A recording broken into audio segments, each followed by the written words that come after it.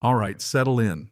Let me tell you how one ridiculous morning a cup of coffee and an inch of ice flipped my world upside down just because someone in my neighborhood couldn't steer or take responsibility for anything. You ever have one of those moments where you just know something's about to go sideways? Yeah, that was me right before the crash. I was standing in my kitchen halfway through my first mug of coffee when I heard a crunch of metal, the screech of tires on ice, and that deep, sick thump of something heavy coming to rest where it absolutely shouldn't. I live in Whispering Pines, Beaverton, Oregon, 15 years now, and I thought I'd seen everything this weather could throw at us. That morning, though, ice had locked the whole neighborhood down. Roads, trees, rooftops, everything slick, brittle, and mean. It'd been below freezing for 3 days straight.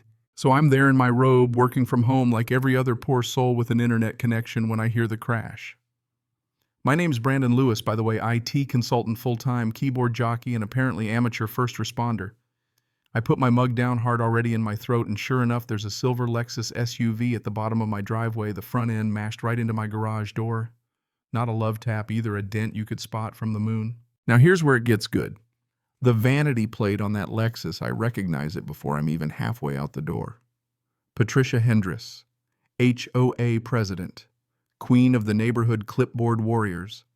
She's the kind of person who could spot a rogue blade of grass from 3 blocks away and send you a violation notice before you finish breakfast. I throw on my coat and slide my way outside, nearly eat it twice on the black ice, mind you. And there she is, climbing out of the driver's seat, still looking like she owns the world, even with her car's nose buried in my garage. Cream wool coat gloves, hair set like a helmet. No, sorry, not even a good morning. She just snaps, "I need you to call a tow truck immediately." Not, "Are you okay?" Not, "Oh my, I think I just wrecked your garage." Just orders. I ask if she's all right. She waves it off. Starts complaining about how the city should be ashamed for not salting the roads. Then she tells me she was out inspecting properties for winter compliance issues, which is HOA speak for handing out fines, because she's bored. I'm standing there staring at this woman as she tries to blame the weather, the city, and of course my driveway for what just happened. She looks me dead in the eye and says, "Your driveway has an unsafe slope."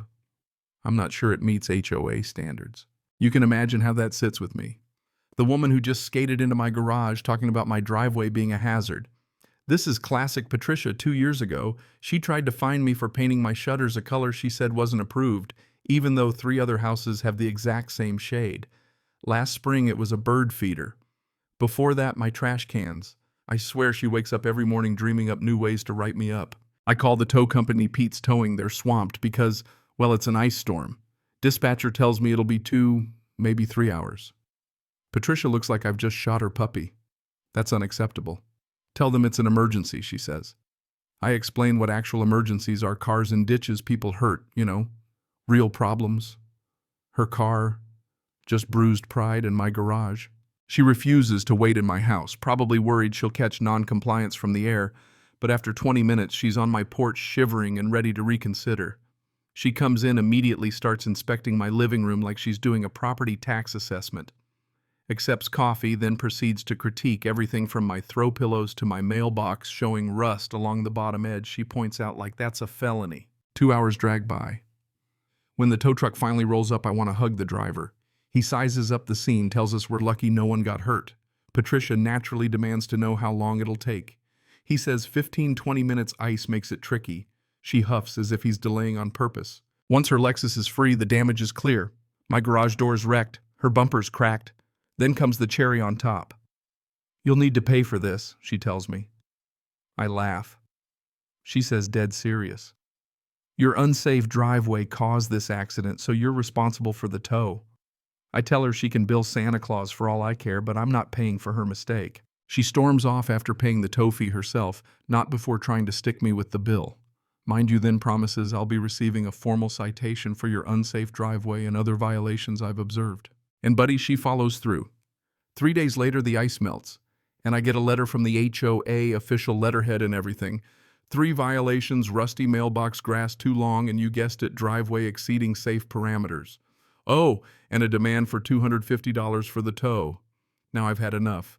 Years of her little power trips, and now this. I call a lawyer, Robert Martinez, recommended by my neighbor Greg, who'd had his own run-in over a tree that apparently blocked someone's view. Robert listens, says, "Let me get this straight. She crashed into your garage during an ice storm, is blaming your property, and is now fining you for her own mistake." I confirm every word.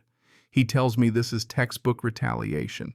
He'll handle it, respond to her letter, deny all violations, demand she provide evidence. He'll file a claim against her insurance for the garage.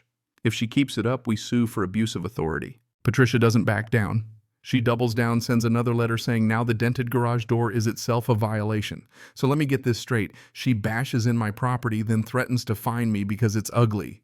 It's like being mugged and then ticketed for bleeding on the sidewalk. We take it to the HOA board. Turns out Patricia's reign of terror has been quietly overruled for years by the other board members. Every violation she's filed against me, withdrawn or found without merit.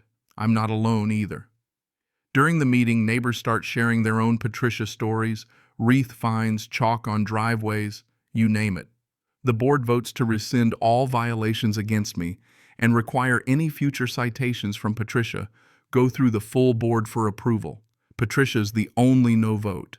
But she's not done. She sends a letter from her personal attorney demanding I pay for her SUV repairs, towing the whole mess, claiming my driveway is an attractive nuisance. That's a legal term for like unfenced pools, not a driveway built in 1998.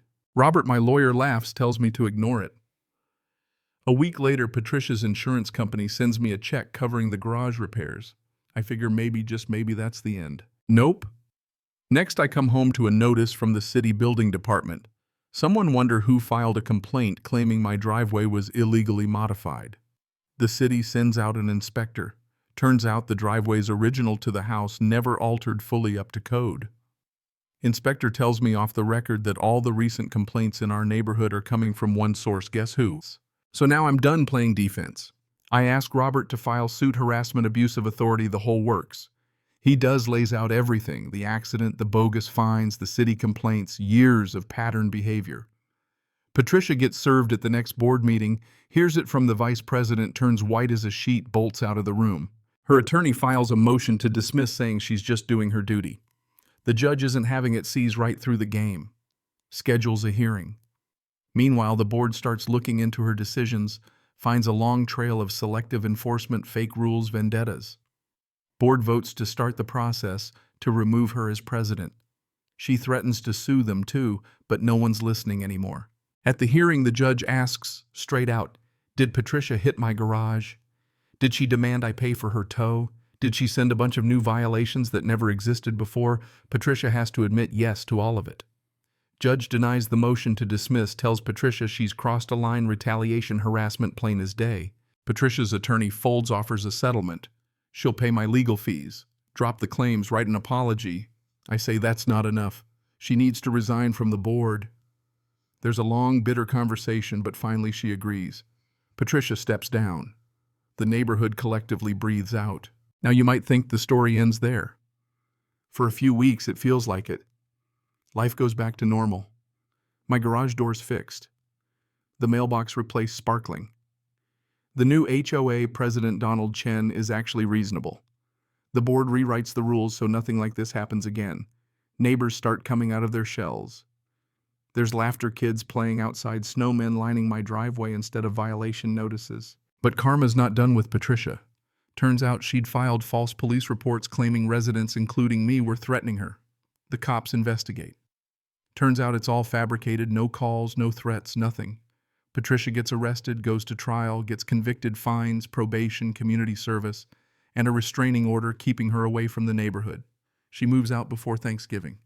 And for the first time in a long time, Whispering Pines feels like a community again. Donald sends out friendly emails, not threats. Neighbors wave, help each other, shovel snow, plan a potluck.